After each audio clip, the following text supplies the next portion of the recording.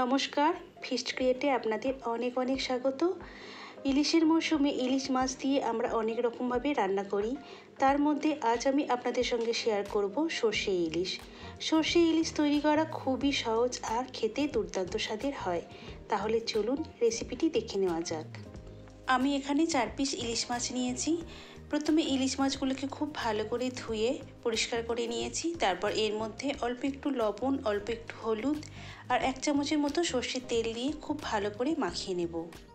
মাছগুলো খুব ভালো করে মাখিয়ে নেওয়ার পর 15 মিনিট রেখে দেব, যাতে লবণটা মাছের মধ্যে খুব ভালোভাবে ঢুকে যায়। অন্যদিকে একটা পেস্ট বানিয়ে নেব। পেস্ট বানানোর জন্য এখানে 2.5 চামচের মতো কালো সর্ষে ব্যবহার করেছি। এর মধ্যে 2 চামচ পোস্ত দিলাম, অল্প একটু লবণ দিলাম, 3টে কাঁচা লঙ্কা দিলাম আর অল্প একটু জল দিয়ে খুব ভালো করে মিহি করে পেস্ট বানিয়ে নেব। কালো সর্ষে বাটার সময় যদি লবণ আর কাঁচা লঙ্কা দিয়ে কালো সর্ষেটাকে বাটা হয় তাহলে একদমই তিতো লাগে না। পেস্টটা এখানে রেডি হয়ে গেছে। এরপর আমি এখানে অল্প একটু জল দিয়ে পেস্টটাকে একটু পাতলা করে নেব। যেহেতু পেস্টটাকে আমি ছেঁকে নেব, সেই জন্য পেস্টটাকে একটু পাতলা করে নিলে ছাঁকতে খুবই সুবিধা হবে। সর্ষে বাটা যদি এইভাবে ছেঁকে নেওয়া হয় তাহলে রান্নাটা খুবই সুস্বাদু হয়। আর অনেক সময় কি হয়, সর্ষে বাটা খেলে অনেকের হজমে অসুবিধা হয়।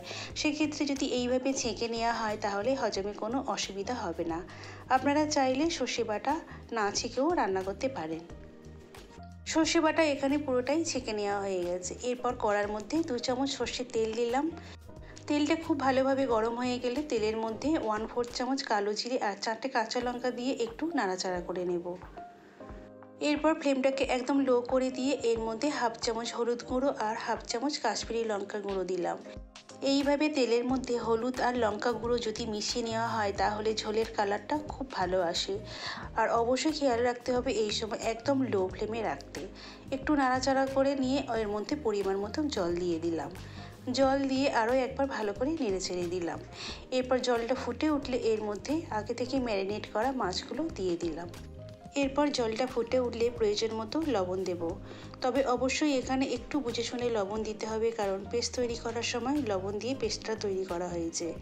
এরপর হালকা হাতে একটু নাড়াচাড়া করে দেব। এই সময় মাছগুলোকে একটু হালকাভাবে উল্টে পাল্টে দিতে হবে। তবে ইলিশ মাছ বেশি সময় লাগে না রান্না হতে। ম্যাক্সিমাম 10 থেকে 15 মিনিটে ইলিশ মাছ খুব ভালোভাবে রান্না হয়ে যায়। এরপর মিডিয়াম ফ্লেমে 5 মিনিট কুক করে নেব। 5 মিনিট পর ঢাকা খুলে নিলাম। এরপর আগে থেকে তৈরি করা সর্ষে বাটাটা দিয়ে দিলাম। সর্ষে বাটা দেওয়ার পর আরও একবার হালকাভাবে নাড়াচাড়া করে দেব। এরপর আরও একবার মিডিয়াম ফ্লেমে 5 মিনিটের জন্য কুক করে নেব। 5 মিনিট পর ঢাকা খুলে নিলাম। মাছটা এখানে খুব ভালোভাবে কুক হয়ে গেছে। এরপর এর মধ্যে 3টে চেরা কাঁচা লঙ্কা দিলাম। এই কাঁচা লঙ্কাটা ঝালের জন্য দিলাম না, এটা সুন্দর গন্ধের জন্য দিলাম। এরপর 2 মিনিট মিডিয়াম ফ্লেমে কুক করে নেব। এরপর হালকাভাবে একটু নাড়াচাড়া করে নেব। এখানে একদম রেডি হয়ে গেছে সর্ষে ইলিশ। এরপর নামাবার আগে 1 চামচ সর্ষের তেল দিয়ে দিলাম।